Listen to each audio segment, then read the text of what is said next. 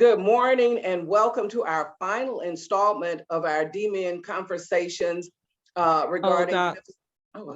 I haven't went over to Facebook. I start the recording and then I'm going to Facebook. Okay. That was a good trial run. That was a good trial run. Only thing is, because the last few, good, though. She's always had me sitting out there on Facebook on the past ones, and I'm just looking stupid.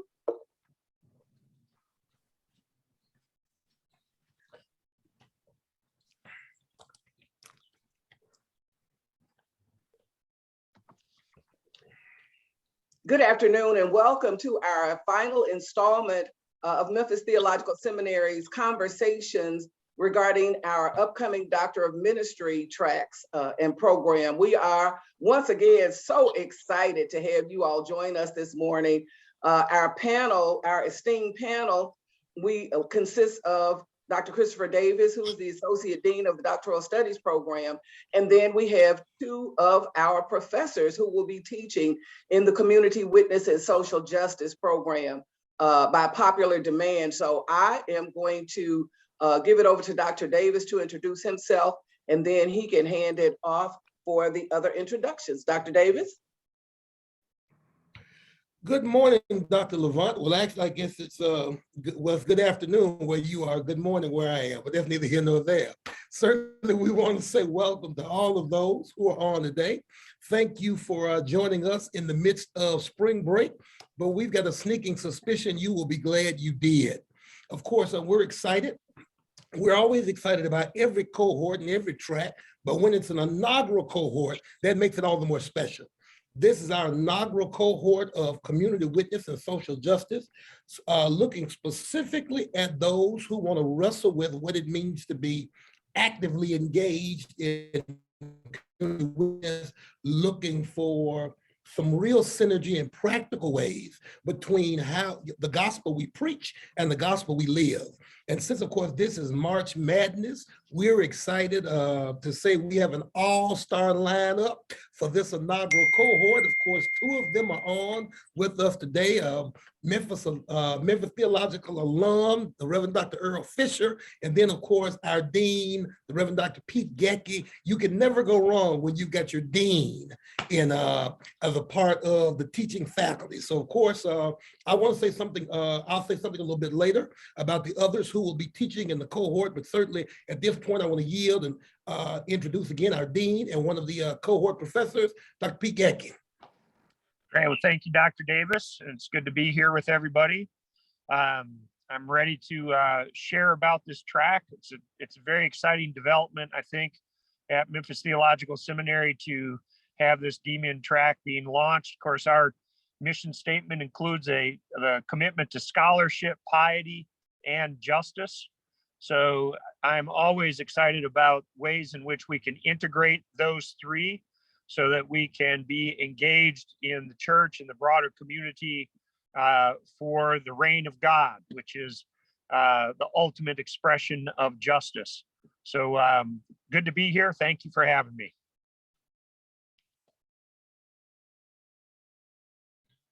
Dr. Earle Fisher. Thank you, Dr. Davis and Dr. Gathje and Dr. LaVant, and to the entirety of the Memphis Theological Seminary network. As a alumnus of MTS, it gives me great joy to share in this particular inaugural cohort, in large part, and I'll make no bones about it, because I get to share it with two of my former professors and people who I've journeyed with in ministry and people who have helped shape the texture and the trajectory of my ministry over the last 15 years now.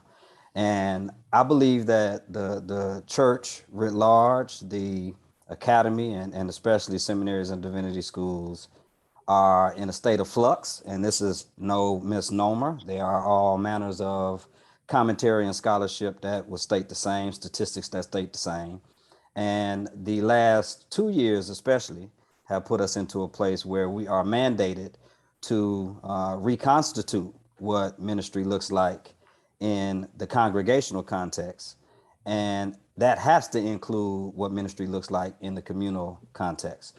So I know that historically, and Dr. Davis, you being someone who was part of a cohort model during your DMin program and the fellowship model that has been the dominant model of the past, I think is rich and provides an opportunity for people to do some critical engagement and experience.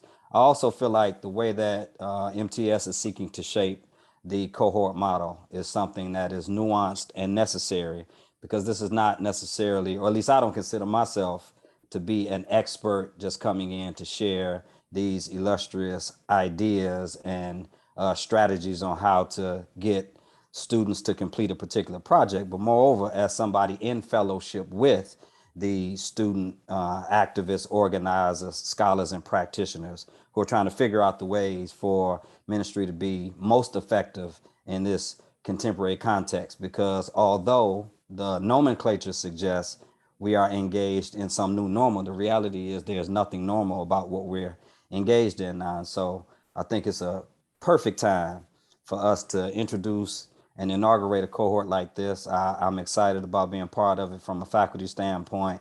And it's been beautiful to see the way the seminary and the Black Church Studies program at MTS and other community partners have come alongside the community to figure out ways for us to be the best servants we can be. So again, I'm excited about it, looking forward to it, and looking forward to what I can learn and share. Thank you all. Now, Dr. Gathje actually mentioned our mission at Memphis Theological Seminary, and our mission statement actually says that the mission of Memphis Theological Seminary is to educate and sustain men and women for ordained and lay Christian ministry in the church and the world through shaping and inspiring lives devoted to scholarship, piety, and justice. Our vision statement says that Memphis Theological Seminary pursues its mission so that Christian leaders and the churches they serve can effectively proclaim and embody God's mission of redemption, justice, and peace in service to the new creation in Jesus Christ. And so with that in mind, Dr. Davis and/or Dr. Gathje, how does this particular DMin concentration fit into or affirm that mission and vision? What is the vision for the cohort, and why did we add this concentration to the 8 that we already had? Well, I'll jump in, of course. Now, let me own up front that I am biased when it comes to the DMin program at Memphis Theological Seminary. I've probably done better than any other program in the country is to, we found synergy. We found that sweet spot, if you will, between the work of researchers and scholars and practitioners. And so it creates sort of a wonderful synergy in the classroom setting. I think that it's perhaps evidenced when you look at the faculty as a whole who are part of the DMin cohort. Again, since this is March Madness, we know it was nearly 30 years ago when Steve Fisher shocked the world at the University of Michigan with what he referred to as the Fab Five. Well, I don't have Fab Five. Steve Fisher, no relation. I just want to say. No relation. Well, we have at Memphis Theological what I refer to for this cohort as the Fab Six. Now, there'll be no black socks, no baggy basketball shorts, but it is, when I say it is some type of lineup, it is unbelievable. You've already heard from Dr. Gathje, you've heard from Dr. Fisher. Let me say just a quick word, if I could, about the other faculty members who are not on. To begin with, because of course there may be some who may not be familiar with those, particularly for those who've not engaged in this word beyond sound bites or a quick blurb. Of course, what we've been intentionally doing is about bringing in individuals who are not just showing up for press conferences, but who are in the trenches doing this work on an everyday basis, not for the 10 or 15 minutes when it's popular, following some particular event that is taking place around the country. But that's a speech for another time. To begin with, I want to say something about Dr. Susan Williams-Smith. Susan is an ordained minister. She's a musician. She's a writer. She's an activist. She's actually out of Columbus, Ohio. For those who read the Washington Post or the Huffington Post, you may be familiar with some of her work. She's one of the tri-chairs for the Ohio Poor People's Campaign. We do know that's a national call for more revival. She is associated with the Samuel DeWitt Proctor Conference along with Dr. Fisher. She's a graduate of Yale Divinity, and her most recent book is entitled With Liberty and Justice for Some, the Bible, the Constitution, and Racism in America. So just the title of her book speaks volumes. So we're excited that she's going to be teaching. The other one, of course, let's see, I think this would probably, yeah, it certainly catches me. I guess it's pretty close now, about 25 years ago, when I was at Memphis Theological Seminary, we had a visiting professor by the name of Ched Myers. We're excited to welcome Ched back. Ched is also an activist and a theologian who has been doing this work, you all, of social change and radical discipleship for more than 40 years now. Of course, he has authored some of the textbooks that many of us have used in seminary, like Binding the Strong Man, which was a political reading of Mark's story of Jesus. He's written a book recently entitled Ambassadors of Reconciliation. It's a New Testament theology on the practice of restorative justice and peacemaking, and just a number of other books. And most people normally associate Ched with the Word and World School, Sabbath economics, but he's not done that work by himself. We're excited. Not only is Ched coming back, but his partner, Elaine Inns, she is coming with him as well. An accomplished practitioner and researcher in her own right. In fact, she and Ched just co-authored a book not long ago, again, around Christian practices of restorative justice and peacemaking. Then, of course, longtime friend, Judge Wendell Griffin. That's right, Judge Wendell Griffin is going to be teaching in the cohort. He has served in my native Arkansas as a part of the judiciary for the last 24 years. He's been a member of the Arkansas Court of Appeals. He presently serves as a Arkansas Circuit Judge. He's been described as pastor, judge, activist, and my favorite is agitator. He has been a lightning rod for his use of the First Amendment, including, get this, as a member of the bench, he joined other Christians in the state of Arkansas, specifically at the state capitol, and laid out on a gurney as a protest toward capital punishment. But it gets even better. In fact, he outlawyered the attorney general, who tried to get him removed from all capital punishment cases. That did not work. He is often attacked by the right because, get this, they wanted to have him impeached because he successfully ruled against Arkansas using execution drugs that they had obtained illicitly. So as you can see, we have some individuals that are coming that are just sort of entrenched in this work, and I think our students are going to enjoy it in a real way. And no pun intended, but they're going to wrestle with what it means to be activists, what it means to be engaged in social justice beyond just wearing a t-shirt when it's convenient. So that's a whole lot real fast, but I wanted them to hear about the Fab Six. You heard about the Fab Five. Now you know we've got the Fab Six at Memphis Theological. So Dr. Davis, the title of this particular track is Community Witness and Social Justice. What does that look like? What does that mean, community witness and social justice? If you will allow me to defer to Dr. Fisher, and the reason I want to defer to Dr. Fisher is because as we were thinking about this track, in fact, it was critical questions that he raised around what we wanted to accomplish that gave birth to the track. Because initially, I wanted to call the track, Let's Just Go Out and Cut Up. But he said, no, that's not what it's about. So I'm going to defer to Dr. Fisher. So Dr. Fisher, what does that mean, community witness and social justice? Well, first, I think it means a commitment to the truth. And right then, Dr. Davis only told half the truth. That's not exactly what that conversation was like. But we did have a conversation and thought through, the necessity of a cohort like this, because too often people disconnect what's happening in the social and political world in which we live and what's happening in so many sanctuaries and seminaries where practitioners and pastors and preachers tend to frequent. So what we want to do is make sure that we one of the ways that I've coined it in times past is if our theology does not take into account the social and political realities, our theology is irrelevant. Wow. There's a recent, well, not so recent, there's an article that's starting to reemerge. It was actually written in 2018, and it talks about leadership models that pastors have embodied over the years and how they ultimately end up becoming obsolete. And here's what we need to grapple with.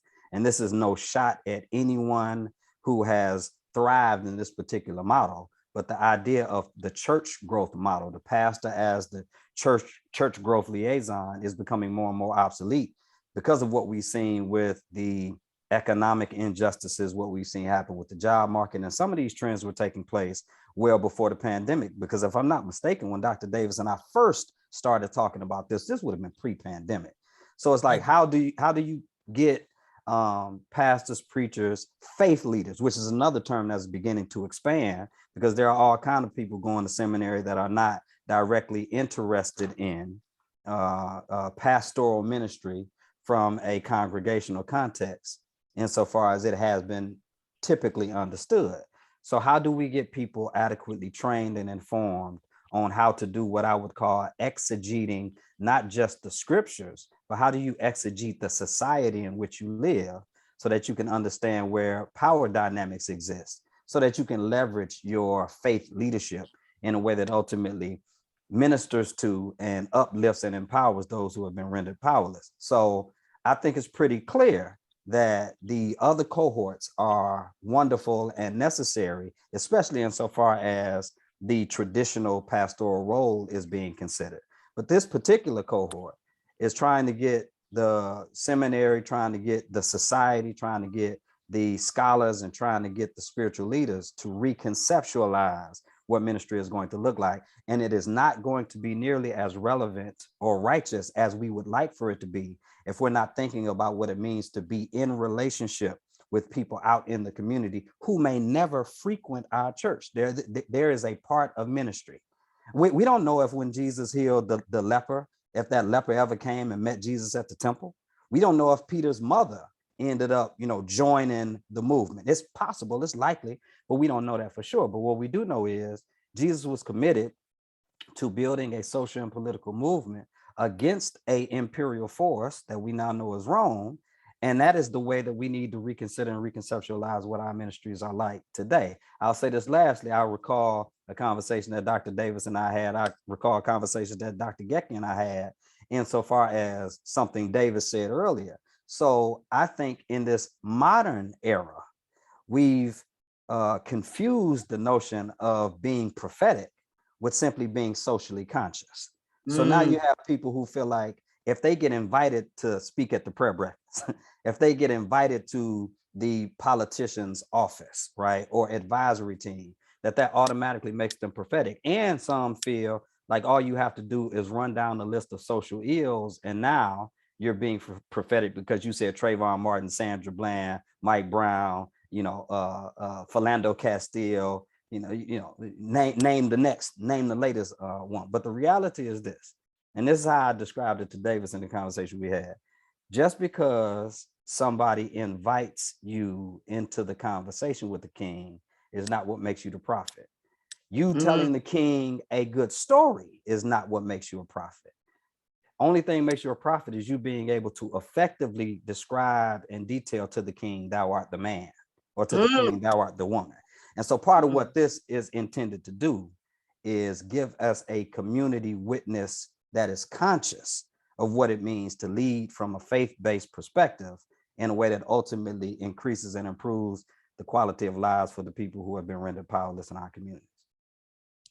Absolutely powerful. You want to add something, sir? Dr. I do. Davis? Oh, was it you, Let me Dr. jump Davis? in since I was called in as well. What Dr. Fisher just referred to about the faith-based is, I think, crucial. So what do communities of faith bring to the struggle for social justice? That's a key question for all of us to consider in this track.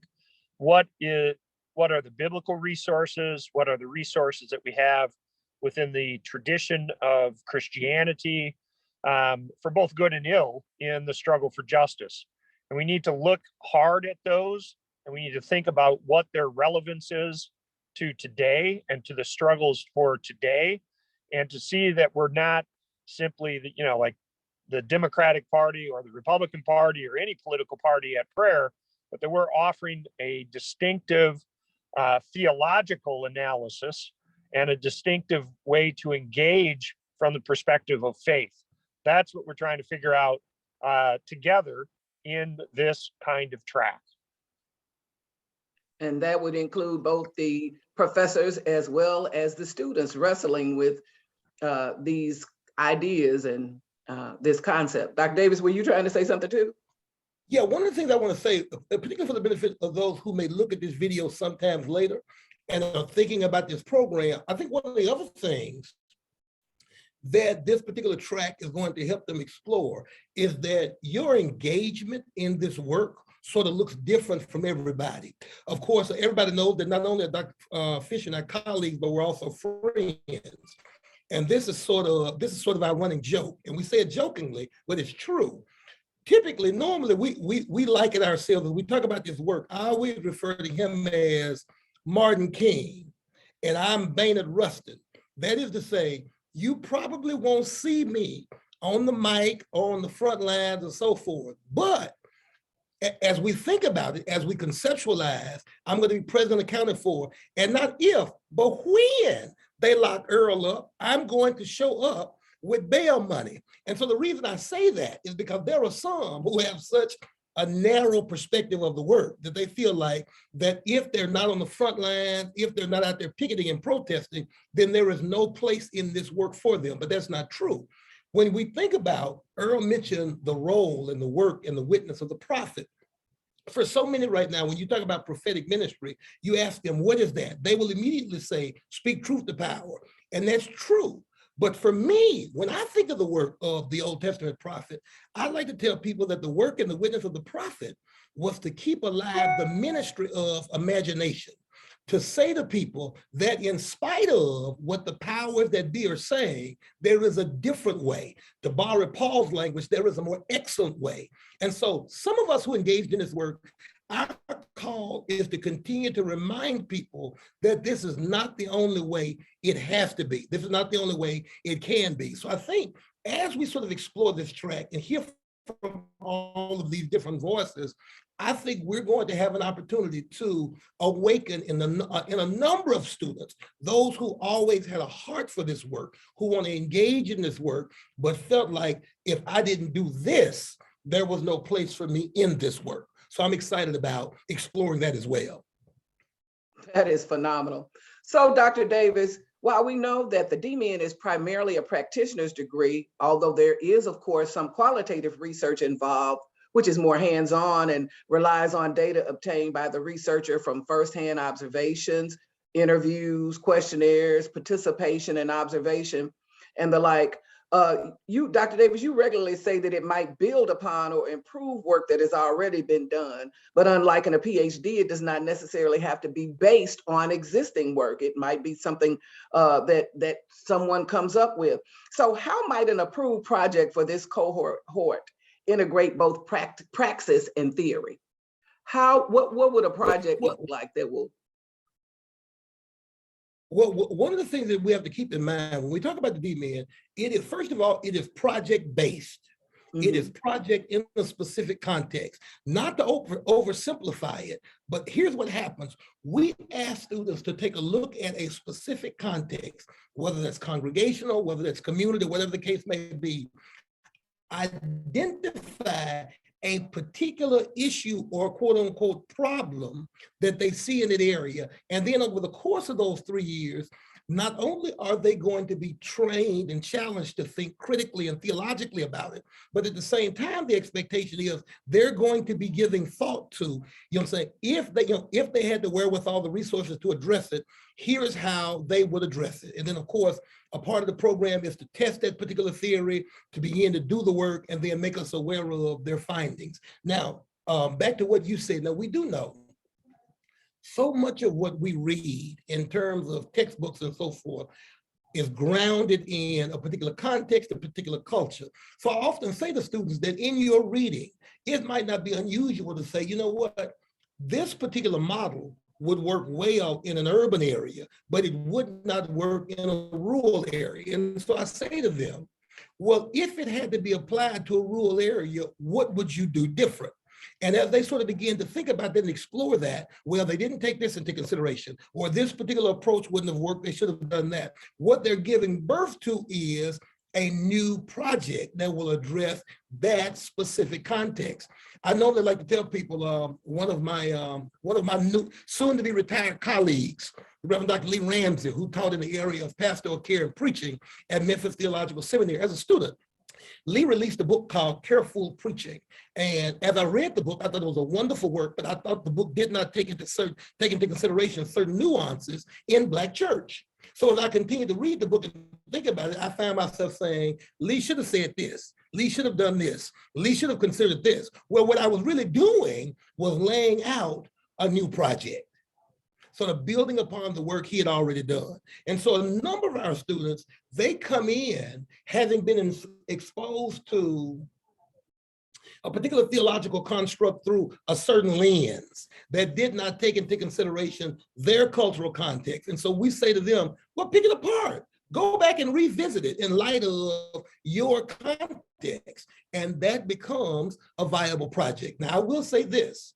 It's important for all potential cohort members to hear me and hear me clearly. It is not the responsibility of the professors, the DMin director, the dean, or anyone else to tell you what your project is going to be. The expectation is you show up with some ideas around some work that you're interested in, and we will help you flesh that out. We will help you give shape to that. What we will not do is spend an inordinate amount of time trying to help you stumble upon a project, because the expectation is you already have some passion, some energy around community witness and social justice, and we want to help harness that energy into a specific project. I was just going to add to provide another example of what a project could look like. And to Davis's follow-up point, like, so now if you in my cohort, you can't use what I'm about to say, okay? But Tom Rainer is a author that is notable in Christian communities, and he did this book and a series of books called I Am a Church Member. And as I peruse the parameters of that text, I thought, yeah, this might work well insofar as church membership is concerned in white communities in congregational contexts. But this is not really adaptable in some of the urban and Black communities that most of us will pastor after we leave seminary. And so I actually shape-shifted it a little bit when I did a 7 or 8 week series on that book in Abyssinian. So, the opportunity to provide yourself with a platform to do some qualitative research, which is valuable when you start talking about practitioners, because I know Davis didn't say this in this particular conversation, but he said it before and it rings true. Too often what you have with people who have PhDs are people who have a deep sense of general theory, but not any concrete praxis and experience, whereby what we can provide for people who are seeking out DMins in this particular program and cohort, and I think it's true across the scope of the seminary, is an opportunity to do some concrete and necessary research, but grounded in a particular project such that your DMin provides you with a certain level of insight and expertise within a particular field and some concrete practice and experience that could help you actualize some of the things that you're doing your research on. So I think there are plenty of projects that could be that could come up out of this particular cohort. But as Dr. Davis has stated, I don't think that's our job necessarily to provide them with whatever the project would be, but to help hone and polish whatever their project is to ensure its solvency in the long term of their spiritual and political and communal careers. Those are great observations. And I think about one of the things when Dr. Davis was talking about what can be improved and what can be used, one of the other blessings and advantages of the project is that you can also find out what doesn't necessarily work, because I think about having done my own Doctor of Ministry through Memphis Theological, and my project was basically dealing with trying to transform church culture through the preaching model, a particular preaching model. And what I found through the research and the implementation, the qualitative research, actually doing the work of preaching to the congregation about why this change was necessary, was that it has to be expanded upon. And Dr. Fisher actually was one of the pastors that I consulted in that to realize that it takes more than just the preaching moment, that it has to flourish throughout the entire conversation. It has to come from the leadership. It has to include all aspects. And so what I found was that sometimes what we think, we all have great ideas about what we think will work, but sometimes what we learn through it is what can be improved upon even in our own ideas. So Dr. Davis, you look like you want to say something. Well, I did, because I want to pull Dr. Gathje in here. When we think about it in terms of potential projects and so forth, of course, and the reason I want to pull, this will make sense when I say I want to pull Dr. Gathje in. I look at the work that Dr. Gathje does in terms of Manor House, his work around hospitality, and even some of his work in terms of how panhandlers are handled in the city of Memphis and so forth. And historically in the context of Black church, most of the individuals who take advantage of Manor House or Room in the Inn and so forth, they look like me. But those who put financial resources behind it look like Dr. Gathje. And that's because in most of our context, we've been conditioned to believe it's because they won't work, they're lazy, they don't want to do. What we've not done is looked at some of the other factors, some of the socio-political factors, the economic factors, that, that has sort of led to it. So I think a wonderful project may be in terms of how do we sort of explore that so that the Black church engages this work in a real way and sort of move beyond this notion of they're just lazy and won't work. That's why they're out there. Because I can't honestly say, were it not for Dr. Gathje and some others, that that my own perspective concerning it would not have changed. Especially since I've been raised up in a cultural context that basically said, hey, if you just roll up your sleeves and work hard, eventually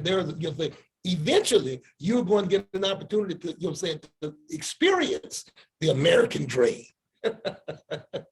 So, yeah, that's not limited to Black church, Black context. I mean, that's America. The individualism, the sense of that we're in this fair competition for economic goods. And I think what's helpful for a DMin track in social justice is for part of the studies to be considering how are we shaped by this broader culture in ways that are anti-gospel and anti-biblical justice. We need to, and that's being self-reflective about where we're coming from, but not only for us, but if we're going to be effective leaders within a community, if we're seeking to build social justice movement, we need to know how to touch people who have been deformed by a deformed gospel, and how to reform the gospel and ourselves so that we can be born again into the struggle for justice.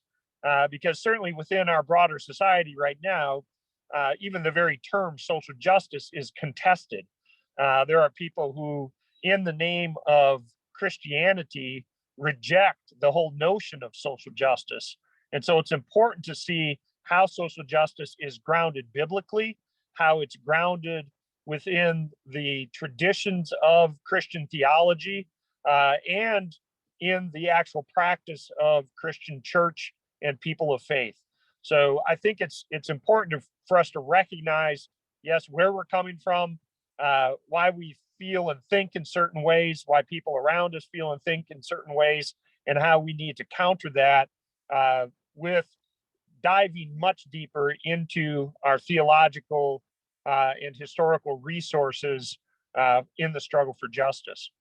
So yeah, my work at Manor House, a place of hospitality for people on the streets and other people in poverty, that's a key part of my work as a theologian, is to go to what I might call the listening posts and to learn from the people who are on the streets and from people who are in poverty, because their analysis is crucial for any kind of theological, political, social analysis, economic analysis that I might be doing. I have to listen to those voices so that I am informed by the perspectives of the people who are actually being adversely affected, who are being oppressed by the racist, classist, heterosexist, and other isms that are in our culture. That is the perfect segue to my next question, because one of the things that I recall having taken your class, Dr. Gathje, Spirituality and Social Justice, part of that experience was that we had to volunteer and serve at Manor House. And it was through that experience that I learned the difference between charity, which is what Dr. Davis was just talking about. We think throwing money at people, and hospitality, which is what Manor House offers. So, and the reason I bring up that class, Spirituality and Social Justice, because the third residency of the Community Witness and Social Justice track is Ministry with a Memphis Lens. And that ministry, it sounds to me like that week is going to be very similar to what we did in Spirituality and Social Justice, which includes going to those places, such as Manor House. So can you share with us a little bit more about what that week is like for the Ministry Through the Memphis Lens? Ministry Through the Memphis Lens is a way to ground this particular track in a particular context as a way to start to surface those broader issues that could apply in a variety of contexts where people are coming from who are in this track. And in particular, I want in that class to share with students the story, the history, and the theologies that are in the context of Memphis. Memphis is a crossroads of cultures, of peoples, and of struggles for justice in the United States.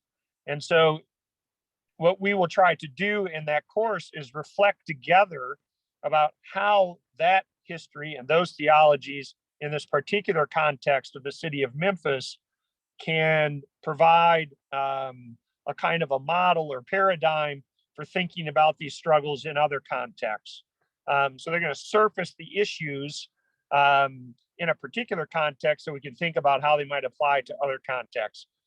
That's part of the course. The other major part of the course is for us to do some digging into the historical struggles for justice in Memphis and to go to the places that reflect those struggles. So we'll go to the National Civil Rights Museum. We'll go to Slave Haven, which was a stop on the Underground Railroad. We'll go to Mason Temple, where Dr. King gave his "I've been to the mountaintop" speech. We'll go to those places in part to touch and to be touched by the spirit that resides in those places, so that our own spirituality in the struggle for social justice is grounded in particular historical struggles in this one place. And then to think about, okay, in my own context, then I go to another city, say I go to Dallas or to Cincinnati or to Minneapolis.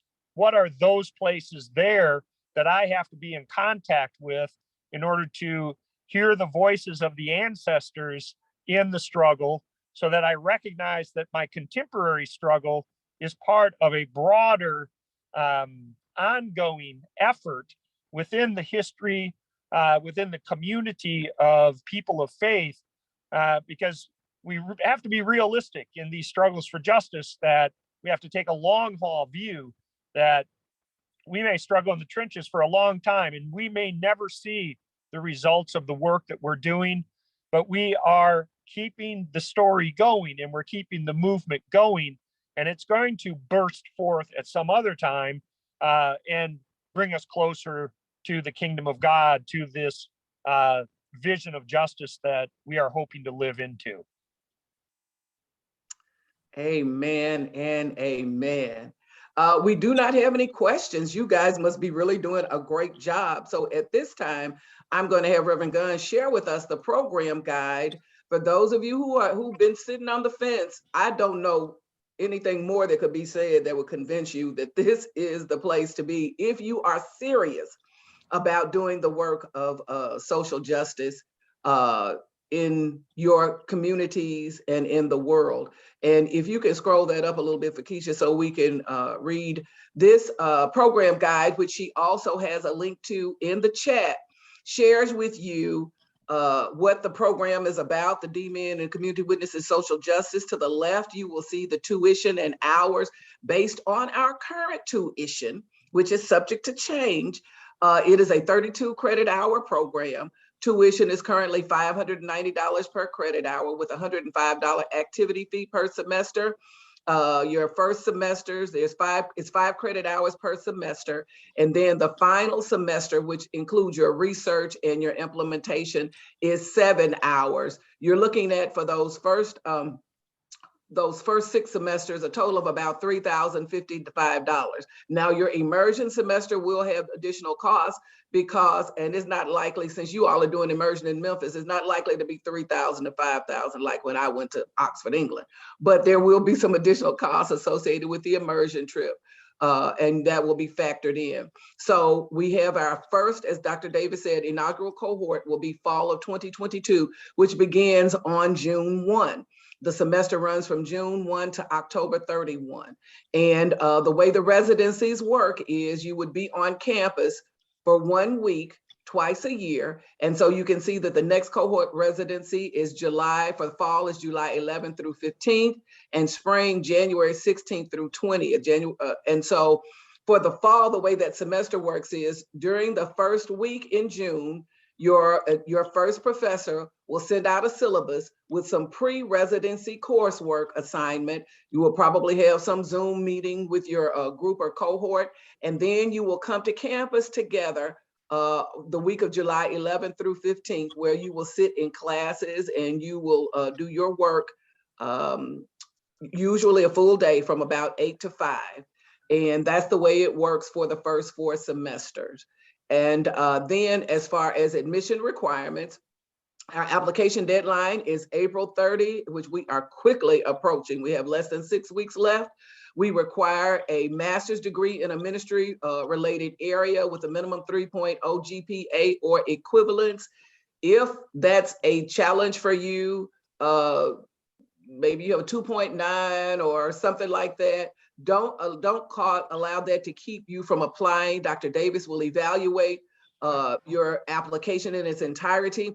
If your master's degree is not theological, or basically if it's not a Master of Divinity or some area of ministry, you're going to need to get send us an unofficial transcript as soon as possible so that it can be evaluated for leveling courses that might be necessary. Because again, the DMin is project oriented, but the project is theologically grounded. It has to have a theological foundation.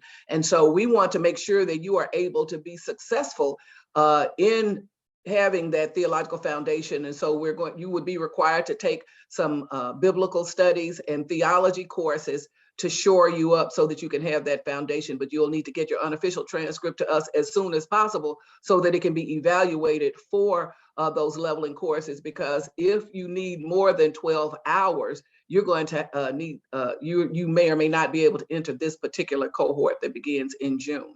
You would need to submit a complete DMin application. Dr. Reverend Gunn will put the link for our website, and we'll go over that after I finish this, how to get to the website and the DMin application. Not yet, I'm not ready yet for Keisha. And that will include official transcripts from all undergraduate and graduate schools that you have attended, whether you took one class or you obtained a degree. We will need all official transcripts, and we can show you how to get those pretty quickly and pretty easily. And then you will need 3 recommendation letters. One of the questions I get all the time is, well, does it have to be from a specific person? For instance, in our master's program, we require an academic reference, a clergy reference, and a lay reference. We don't tell you who to get these recommendation letters from. However, what I tell people all the time is you want your recommendation from someone who knows your character, from someone who knows your work ethic, from someone who is familiar with the work that you do. So maybe in the church, maybe out of the church, maybe someone in the community. It cannot be a family member. That's the only exclusion. Cannot be a family member. And then you'll be required to submit a reflection paper of 5 to 8 pages with a brief biography and a statement of your theology of ministry, as well as an assessment of your practice of ministry. The good news for today is we are currently waiving the $65 application fee. We don't want costs to be prohibitive as far as that is concerned. If you anticipate that you might be needing federal financial aid, we strongly encourage you to go ahead and complete your 2022-2023 FAFSA so that your financial aid eligibility can be determined. Okay, Felecia, now I'm ready to go to the website. Can we go to the website? So we're going to look at how you get to our DMIN application. It's not a very complex online application at our website, memphisseminary.edu. And at the top left, there's a link that says apply. And you will click on that link and it takes you step by step through the application process. And then there's also something on there called MTS Connect. You will see a link for MTS Connect. And if you do so you see apply at the top left, click on that, you click on that link. The website is memphisseminary.edu. You see where it says connect with MTS, our mobile app. If you clicked here to connect, you can actually do your application on your mobile device. One advantage of doing it through the MTS Connect is if for some reason you begin your application and are not able to go all the way through in one sitting, you can come back to it and finish your application on the MTS Connect. If you do it through the website, as Felecia will scroll down and click on the link, show you the link to click on for the application, how to apply DMIN application, she'll click on that link. If you do it, click on that link, and it takes you to the online application, you will have to complete your application in one sitting, or you would have to start all over when you come back. So that's one of the advantages of doing the MTS Connect. And so you would just click through this. One of the things I encourage people to do is have the names and email addresses of your references when you sit down to do your application, because the references will be, once the application is submitted, the reference request will be triggered automatically to your references. And they will be able to send those back electronically. So you will want that information when you sit down to complete your application. But that link will take you through all the steps of the application process. Can we go back to the main page, Felecia? The application page? Yes, there. So if you'll scroll down, so step 1 is complete your application. Again, we're not requiring the application fee, so you don't have to worry about that. Step 3, transcripts. This link tells you what we found is the 2 greatest hindrances for people getting their complete application submitted are getting all their transcripts in timely and their references. So we encourage you to see if the schools where you're obtaining your transcripts from participate either in the Student Clearinghouse, you see the blue hyperlink there, or Parchment. If they do, you can order your transcripts through there, and they will send them to us electronically rather than you having to go through your school, because many schools are on spring break now. You may or may not even be able to get in touch with the registrar. So ideally, you will be able to obtain them through one of those websites, and they will have those transcripts sent to us pretty quickly. If you are having them mailed to us, because there are still some smaller schools that are not participating electronically, the mailing address is there in step 3 also. So have it sent to the Office of Admissions. And then step number 4, as the references or recommenders, again, this is just telling you, you won't have to worry about doing those links for the recommenders or references if you complete your application, because that information is, you're going to submit that in the application. However, there are some people who may or may not necessarily have that information, or they use the wrong email address. We run into that all the time. Then you can also submit your references separately through this option. And then number 5, Felecia, step 5, fill out your FAFSA. So this is our code. When you complete your FAFSA, if you anticipate needing federal financial aid, our code, MTS school code, is G10529, and you want to complete the 2022-2023 FAFSA. So we are looking forward to seeing applications streaming in. Many of you have been in conversation with myself and or my colleague, my fellow recruiter, Luke Waters. We look forward to seeing those applications. And before we leave you, if there are no further questions, we want to share some exciting news with you about, Felecia has on there, you can click on schedule a visit. If you want to have a further conversation with us and have not done so, you can click on schedule a visit and you can meet with Luke and I either virtually, in person, or we can talk to you on the phone. So you would just click on that schedule a visit link at the top and then click on this link, schedule a visit, and it will take you there. Since you're on this page, Felecia, scroll down a little bit more. As far as the Doctor of Ministry information sessions, as I mentioned, we have had information sessions for all of the tracks that we will be offering in fall of 2022. That is Womanist Preaching, Forming and Growing Churches, Land, Food, and Faith, Educational Leadership, and Community Witness and Social Justice. If you have missed any of those can be found on our webpage also. And Dr. Gathje says he'll be happy to meet with you too. I just saw in his chat if anyone is interested in talking to him further. And we will put their Dr. Gathje's as well as Dr. Davis's email addresses in the chat if you want to email with them directly more regarding questions more specific to this track. But we're excited to share that next week, Memphis Theological Seminary, in our commitment to justice, we take it seriously. We will be offering and hosting Social Justice Week.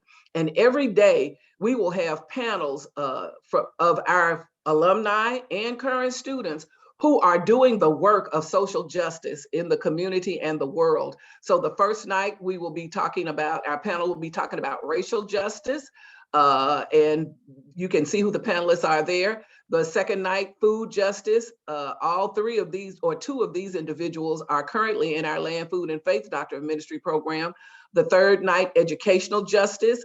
Dr. Alexis Gwen Miller is a graduate of our Forming and Growing Churches Doctor of Ministry program, and Dr. Robert S. Harvey is one of the lead professors for educational leadership, the D-Man program.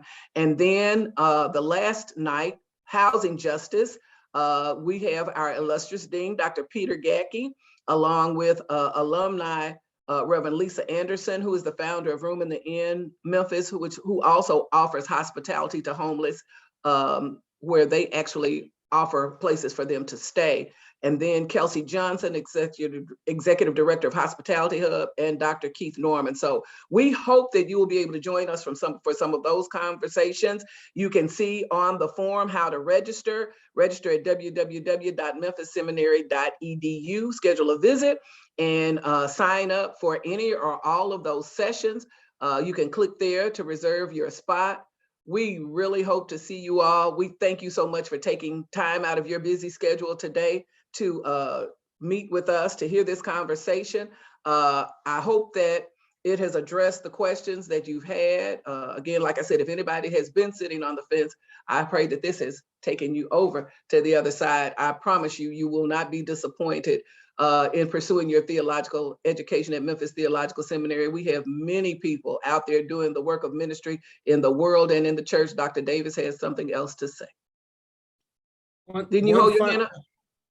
Yes, okay. One final word. There are some things that you can procrastinate in. You can procrastinate in washing and vacuuming your car. You can procrastinate in preparing your flower bed for spring planting. What you cannot do is procrastinate in applying to be a part of this cohort, and that's because we've set a hard cap at 15. Once we get to 15 students, we're at 15 students. And so don't kick the can down the road. If you're interested, start that application process, because 15 is 15. And if you don't believe that fat meat is greasy, we had that dilemma last year with our Womanist Preaching cohort. We had individuals that were interested in that cohort. We hit the 15. And so those other individuals were unfortunately not able to participate in that. So we encourage you to get even though the application deadline is April 30, it is, Dr. Davis does, and the committee evaluates those applications as they come in. He doesn't hold them off to the end. So the sooner your application is, it comes in, the sooner it can be considered for admission. Dr. And Fisher? Yeah, I just want to say in all candor, and Dr. Davis can attest to this, I've already had people reaching out to me about this cohort, and some have already applied. And these are not people from Memphis, there's some from St. Louis and some other parts of the country. So I just want to echo the sentiment shared by Dr. Davis and others that if I were you, I would go ahead and try to fill out my application sooner and not later. Amen. And to that point, thank you, Dr. Fisher, because we do have people. One of the blessings when we talk about what's unique about Memphis Theological Seminary's Doctor of Ministry program, we have people from all over the country and all over the world who come to Memphis, make their way to Memphis twice a year to participate in these exciting programs. And so again, you don't want to be left behind. We encourage you to go ahead and get your application in. Reach out to either myself or Luke Waters. Send your inquiries to admissions with an S at memphisseminary.edu. And anyone who has completed the program will tell you that Luke and I will help get you through the process. We'll help get you to the other side. So thank you all again for joining us today. Have a great, yes, sir. Oh, I was getting ready to say, as the person who is administratively responsible for the DMin, I want to go ahead and give the dean, who is responsible for everything else, permission to log off. We are in the middle of his spring break. He is in the car away from his spring breaker. So I want to let him know he has permission to log off to get back to spring break. And I want Thank to you, actually, Dr. Davis. he's being funny, but both Dr. Davis and Dr. Gathje are on vacation right now. Dr. Davis And Dr. Fisher. Oh, Fisher too. I ain't know. So anyway, but that shows you their commitment to helping you be informed and to help you get what you need. That these people have come in off their vacation to talk to you today. So just as they're committed to being here with you today, they are committed to you having a rich experience in the program. So have a great weekend. I look forward to seeing those applications coming in.